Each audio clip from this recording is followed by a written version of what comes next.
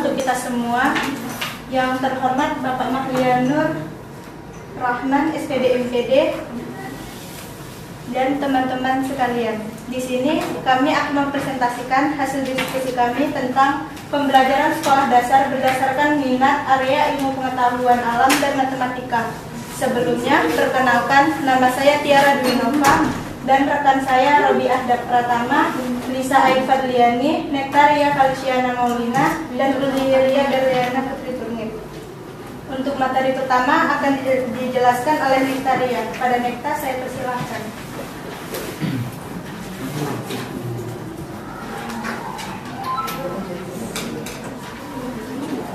Baiklah, di sini saya akan menjelaskan pembelajaran sekolah dasar berdasarkan minat. Pada model pembelajaran berdasarkan area minat ini, dia lebih memberikan kesempatan kepada anak didik untuk memilih atau melakukan kegiatan yang ia sukai atau yang ia minati. Pada pembelajarannya dirancang untuk memenuhi kebutuhan-kebutuhan spesifik anak dan menghormati keberagaman budaya dengan menekankan prinsip individualisasi, pengalaman bagi setiap anak, membantu anak untuk pilihan-pilihan melalui kegiatan dan pusat-pusat kegiatan serta peran keluarga dalam proses pembelajaran.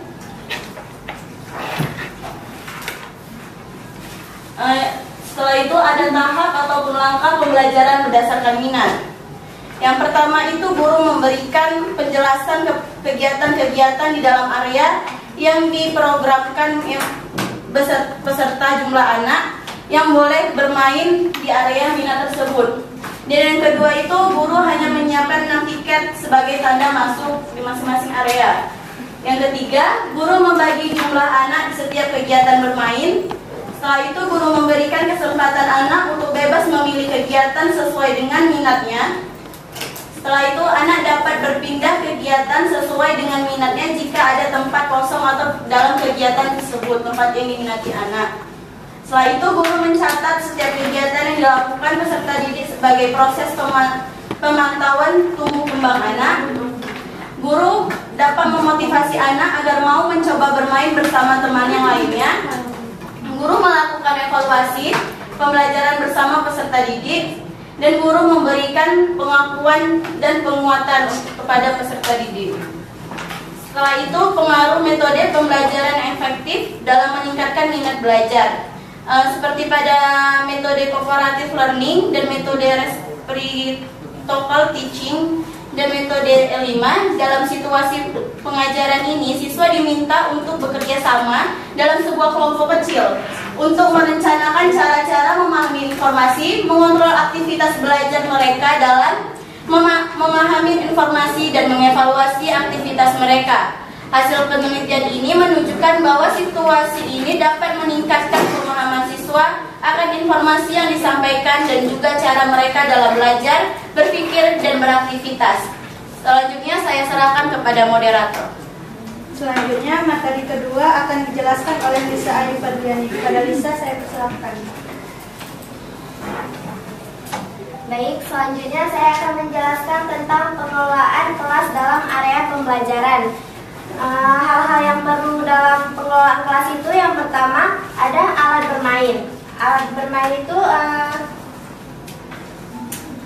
sarana-prasarana diatur sesuai dengan area yang diprogramkan pada hari itu. Kemudian yang kedua, kegiatan dapat dilakukan dengan menggunakan meja kursi, karpet, atau tikar sesuai dengan alat yang digunakan. Dan yang ketiga, mengatur area memungkinkan pendidik dapat memberikan motivasi, pembinaan, dan penilaian. Yang keempat, pendidik memperhatikan perbedaan individu setiap peserta didik pada saat mereka melakukan kegiatan di area. Selanjutnya ada kelebihan dan kelemahan model pembelajaran area. Yang pertama itu ada kelebihan model pembelajaran area. Yang pertama, lebih memberikan kesempatan kepada anak didik untuk memilih atau melakukan kegiatan sendiri sesuai dengan minatnya. Yang kedua, pembelajaran dirancang untuk memenuhi kebutuhan-kebutuhan spesifik anak dan menghormati keberagaman budaya yang lebih menekankan pada prinsip. Yang ketiga, pengalaman pembelajaran pribadi setiap anak membantu anak membuat keputusan melalui aktivitas di dalam area-area yang disiapkan. Yang keempat, ketertiban keluarga dalam proses pembelajaran.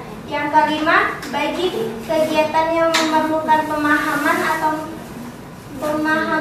membahayakan dan pengalaman langsung, maka jumlah anak dibatasi agar guru dapat memperhatikan lebih mendalam. Yang keenam, kemampuan anak dalam belajar lebih optimal. Dan yang terakhir, dengan menggunakan sistem area sebagai antisipasi terhadap perbedaan cara belajar, motivasi, kemampuan dan minat area anak. Selanjutnya ada kelemahan model pembelajaran area. Yang pertama, bila selalu digunakan dan terlalu digunakan dapat membuat bosan. Dan yang kedua itu, guru dituntut untuk mempunyai wawasan yang luas dan kreatif. Yang ketiga, guru harus memiliki keterampilan metodologis yang handal, rasa percaya diri yang tinggi, dan berani mengemas dan mengembangkan materi secara akademik. Yang keempat, aspek sarana dan sumber pembelajaran memerlukan sumber informasi yang cukup banyak dan bervariasi yang akan menunjang dan memperkaya pengembangan model pembelajaran area. Dan yang terakhir, aspek penilaian pembelajaran membutuhkan penilaian yang menyeluruh atau komprehensif. Baik, saya kembalikan kepada moderator. Terima kasih kepada Lisa Ayu. Untuk materi selanjutnya akan dijelaskan oleh Robi Ahmad pertama. Kepada Robi, saya persilakan. Terima kasih atas kesempatan yang diberikan oleh moderator. Jadi di sini saya akan melanjutkan penjelasannya, yaitu tentang faktor-faktor yang mempengaruhi minat siswa. Di mana faktor-faktor yang mempengaruhi minat siswa itu ada beberapa, yaitu misalnya kita bahas yang pertama itu motivasi dari guru. Jadi maksudnya motivasi dari guru itu adalah bagaimana cara guru untuk mengajak siswa agar tertarik terhadap pelajaran yang sedang diajarkan. Misalnya itu kan motivasi itu caranya kan ada bermacam-macam kan, mulai dari metode atau model ataupun dorongan untuk mengajak siswa. Maksudnya misalnya itu modelnya itu jika seorang guru menggunakan model yang tepat atau metode yang tepat saat belajar, otomatis kan siswa akan tertarik. Saat siswa tertarik, otomatis kan motivasi belajar untuk siswa itu kan akan meningkat. Jadi maksudnya seperti itu. Yang kedua yaitu sikap terhadap guru. Jadi maksudnya di situ adalah tadi kan saya sudah menunjukkan bagaimana seorang guru akan menciptakan motivasi anak tersebut. Jadi faktor yang berikutnya itu adalah sikap terhadap guru. Jadi apabila guru sudah menerapkan metode-metode yang bermacam-macam, akan tetapi siswa tidak memberikan niatnya, otomatis kan pembelajaran juga akan gagal juga kan. Jadi itu saling keterkaitan antara guru dan sikap siswa terhadap guru. Yang berikutnya adalah keluarga. Maksudnya itu adalah contoh pengaruhnya adalah misalnya siswa udah aktif di sekolah kan, guru juga udah memberikan motivasi di sekolah, akan tetapi saat dia kembali ke rumah dia tidak mengulangi karena mungkin dia tidak ada dorongan dari orang tua kan, tidak ada yang mengingatkan dia juga. Berarti intinya keluarga juga sangat berpengaruh terhadap minat siswa untuk belajar. Jadi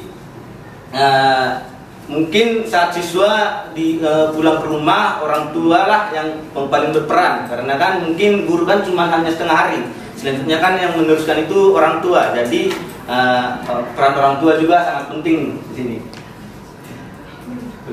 Yang berikutnya yaitu metode guru dan fasilitas sekolah. Jadi maksudnya itu seperti yang saya bilang tadi, yaitu guru harus dapat memilih metode yang tepat untuk materi yang diajarkan. Akan tetapi harus disesuaikan juga dengan fasilitas sekolahnya. Kita tidak boleh asal memilih metode. Misalnya kita memilih metode untuk langsung terjun langsung ke laboratorium. Misalnya pada metode mata pelajaran IPA kan, kita menggunakan metode yang cocok ke laboratorium, sedangkan fasilitasnya tidak mendukung kan, berarti tidak cocok juga. Jadi pemilihan metode untuk materi itu harus disesuaikan gitu. Yang berikutnya yaitu teman pergaulan.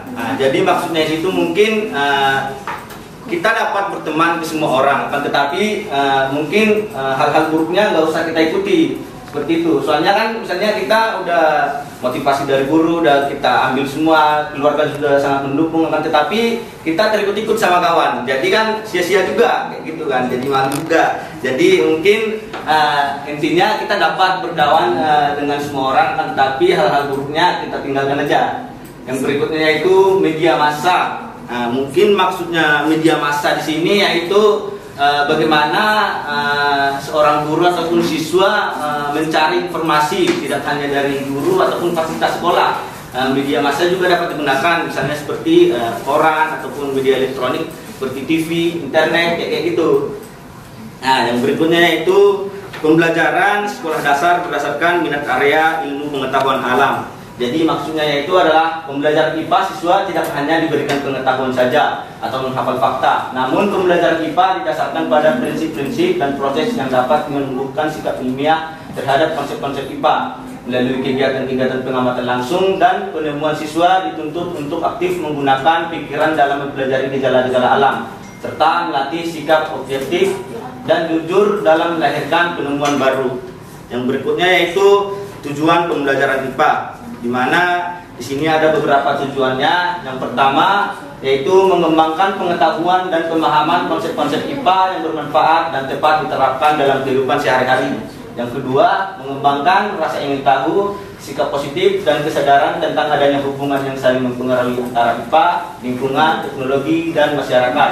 Yang ketiga, mengembangkan keterampilan proses untuk menyelidiki alam sekitar, memecahkan masalah, dan membuat keputusan. Dan yang keempat yaitu meningkatkan kesadaran untuk berperan serta dalam memelihara, menjaga, dan melestarikan lingkungan alam.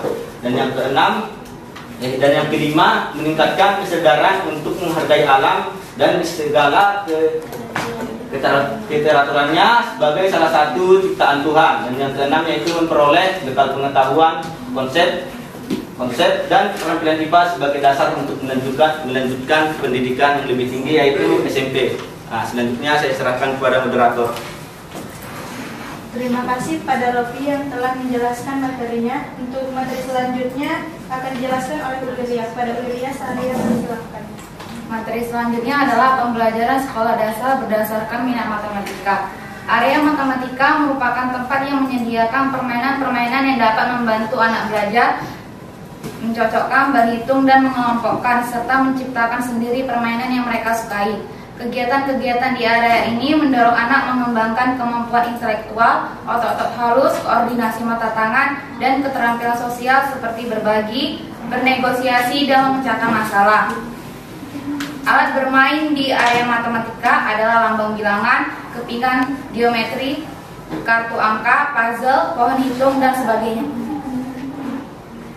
Minat siswa terhadap belajar matematika merupakan suatu kemauan siswa untuk belajar lebih dalam tentang materi-materi matematika, baik itu dengan mencari buku rujukan lain, sehingga siswa dapat menambah minatnya dalam matematika. Siswa yang memiliki minat dalam pelajaran matematika dapat dilihat dari keseriusannya dalam belajar matematika, menaruh perhatian penuh kepada guru yang sedang mengajar, serta memiliki keingintahuan besar yang bisa dilihat dari seberapa aktif siswa bertanya mengenai materi yang kurang paham terhadap materi pembelajaran tersebut. Adapun tujuan pembelajaran matematika menurut Kemendikbud 2013, yang pertama, meningkatkan kemampuan intelektual, khususnya kemampuan tingkat tinggi siswa. Yang kedua, membentuk kemampuan siswa dalam menyelesaikan suatu masalah secara sistematik. Yang ketiga, memperoleh hasil belajar yang tinggi. Yang keempat, melatih siswa dalam mengkomunikasikan ide-ide, khususnya dalam menulis karya ilmiah. Dan yang terakhir, mengembangkan karakter siswa. Tujuan pembelajaran matematika tingkat SD atau MI adalah agar siswa mengenal angka-angka sederhana, operasi hitung sederhana, pengukuran, dan bidang. Selanjutnya saya kembalikan kepada moderator. Terima kasih kepada rekan saya yang telah membacakan materinya. Demikianlah presentasi dari kami, dan kami akan membuka sesi tanya jawab. Untuk sesi pertama kami buka 3 orang.